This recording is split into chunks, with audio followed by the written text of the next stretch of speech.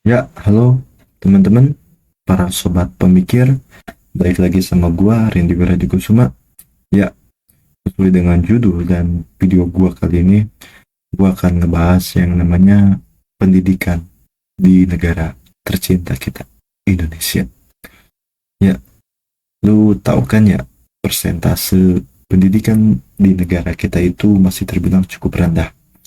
Gue juga nggak tahu, gue nggak habis pikir anggaran sebesar 20% anggaran dari pemerintah itu gue juga nggak tahu ya target anggarannya itu kemana gitu.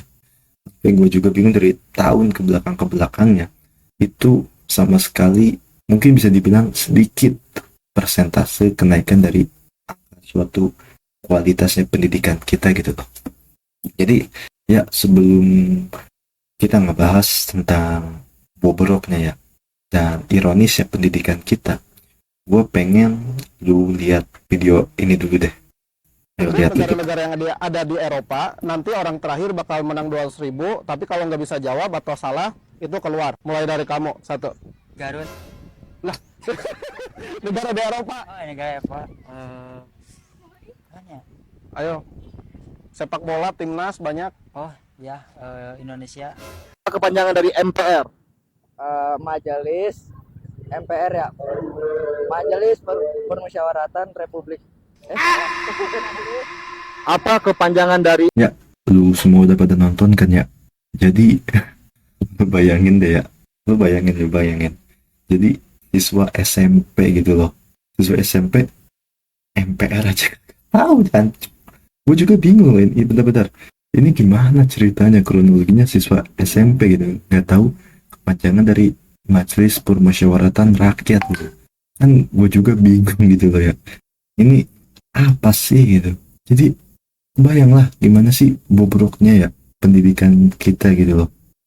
Jadi ya bisa dibilang gue sedih gue karena ya lu tau lah ya pendidikan itu kan bekal yang sangat penting bagi kita semua gitu.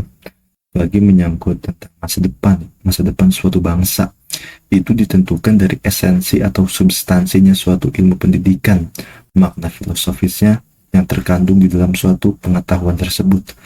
Jadi ya menurut gue ya pendidikan itu penting cok, penting banget. Makanya gue selalu tekanin ya ke teman-teman gue untuk selalu belajar terhadap hal-hal yang belum mereka ketahui. Gue teringat dari filsuf terkenal ya di zaman Yunani, yaitu Socrates. Dia pernah bilang di kutipannya, orang bodoh adalah dia orang yang tidak mengetahui apa yang tidak dia ketahui, dan orang bijaksana adalah dia yang mengetahui apa yang tidak dia ketahui. Jadi secara gamblang ya garis besarnya, Socrates itu mengatakan makna secara filosofis, orang bijaksana adalah dia yang tahu gitu apa yang belum dia ketahui. Jadi orang bijaksana itu tahu, oh dia belum tahu ini nih, makanya dia pelajari. Jadi sehingga dalam tatanan, dalam kependidikan itu nggak ada kata berhenti, nggak ada kata stop untuk selalu belajar. Karena sifatnya ilmu, semakin kita gali, semakin dalam ilmu tersebut. Jadi ya, mungkin itu pembukaan gua ya. Jadi langsung aja deh, kita bahas tentang pendidikan. Jadi yang pengen gua bahas tentang pendidikan ini ya, menyangkut dari dua sumber, yaitu internal dan eksternal. Jadi yang bakal pertama gua bahas ya, penyebab pendidikan rendahnya itu, yang pertama dari penyebab internal, yaitu kualitas guru yang kurang memadai. Pernah nggak lo ketemu dosen ataupun guru yang enam pertemuan itu cuma dua kali ataupun sekali pertemuan, itu pun tatap muka, dan pembelajarannya itu nggak maksimal, itu nggak sepenuhnya jatah dia ngajar gitu loh. Jadi yang harusnya 2 jam malah sejam gitu. Lu pasti deh ketemu modelan guru ataupun dosen seperti itu. Dan gue nggak menyinggung sama sekali ya, bahkan lu tau lah ya, guru guru itu kan ibaratnya suatu pedoman gitu ya, suatu pedoman bagi para mahasiswa ini untuk berjalan. Itu tanpa guru ya mahasiswa ataupun siswa bisa apa sih gitu. Nah jadi kualitas gurunya ini benar-benar menjamin loh kualitas dari pendidikan tersebut. Jadi ya lu tau lah kalau kualitas guru yang kurang memadai. Jadi ya anjir, masih banyak guru yang belum memiliki kompetensi yang memadai, baik dalam metode mengajar maupun penguasaan materi. Lu pasti ketemu juga ya guru ataupun dosen yang ngajar itu dari buku doang. Lu tahu kan, dari buku doang. Jadi baca PPT, baca di PPT, udah. Baca di PPT, udah.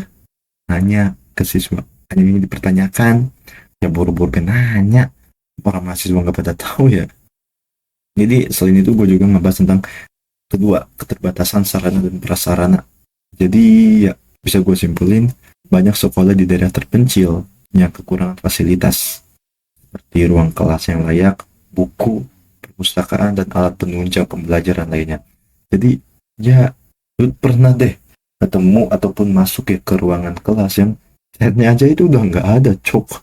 Jadi itu cuma tanah aja di temboknya, apalagi bangkunya itu kalau lu dudukin itu hancur langsung si bangkunya.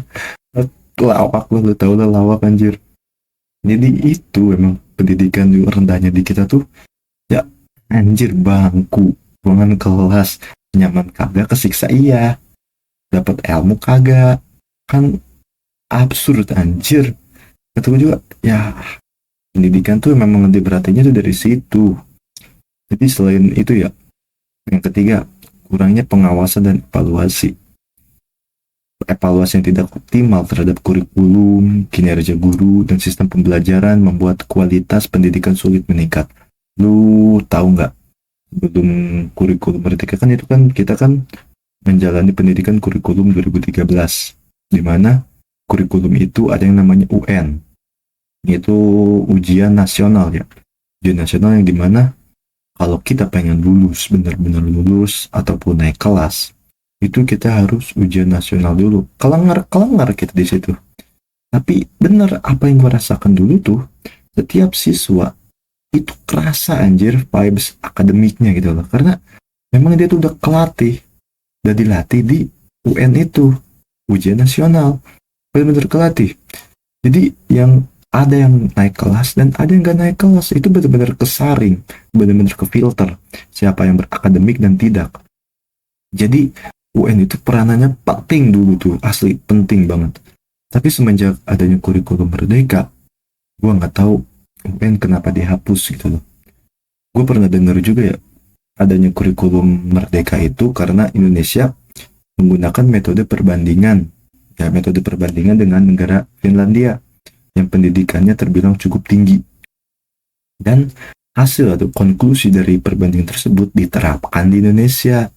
Ya memang benar sih. Cuman apa sih cok? Tolol banget ya ibaratnya. Lu tahu nggak? Di dalam logika Mundiri dibahas metode consider. Jadi metode consider itu metode perbandingan. Namun sebelum memasuki metode perbandingan itu, kita perlu tahu juga spesia dan genusnya. Genus dan spesia. Kita perlu tahu itu dulu. Jenis dan kelas. Ya, sebelum melakukan suatu metode perbandingan, kita perlu mengetahui jenis dan kelas. Penting. Agar setiap jenis itu harus sama dan kelasnya harus sama. Sekarang gini pertanyaan gue. Indonesia dan Finlandia sama-sama negara kan? Tapi secara keotonomian, secara wilayah sama apa enggak? Sumber daya manusianya sama apa enggak? Terus jumlah penduduknya sama apa enggak? Ya kan? Jadi yang negara benar-benar beda gitu loh. Pertama, masyarakat taat pajak, 98% masyarakatnya taat pajak. Sedangkan di Indonesia lu lihat deh, miris cok. Terus yang ya lu tau lah, perbedaan itu harus diketahui dulu jenius dan kelasnya. Ya wajar aja cok malah jadi nggak optimal, malah jadi bobrok. SMP kagak UMPR, ditanya negara di Eropa ditanya di negara Eropa malah bilang Garut. Kocak cok, apa sih negara ini? Jadi gila, lu ironis deh ngeliatnya pasti, kok gini.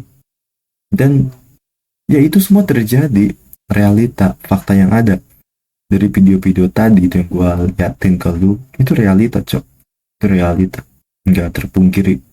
terbukti pendidikan kita itu masih rendah. Ya, masih rendah. Jadi, apalagi nih ya, apalagi itu tingginya angka putus sekolah. Lu tahu nggak bocil-bocil FOMO, ya, bocah-bocah anjing tuh, bocah-bocah tolol tuh, bilang sekolah itu scam. Sekolah itu scam, cuman ya sebatas kayak pengaturan biar lu jadi bahan buat dialat-alatin. Bangsat. Pasti gitu. Tolol gitu. Gue kagak ngari sama orang-orang yang bilang kayak gitu tuh sekolah scam. Bingung gue anjing. Kenapa gitu loh. Tolol banget itu ya.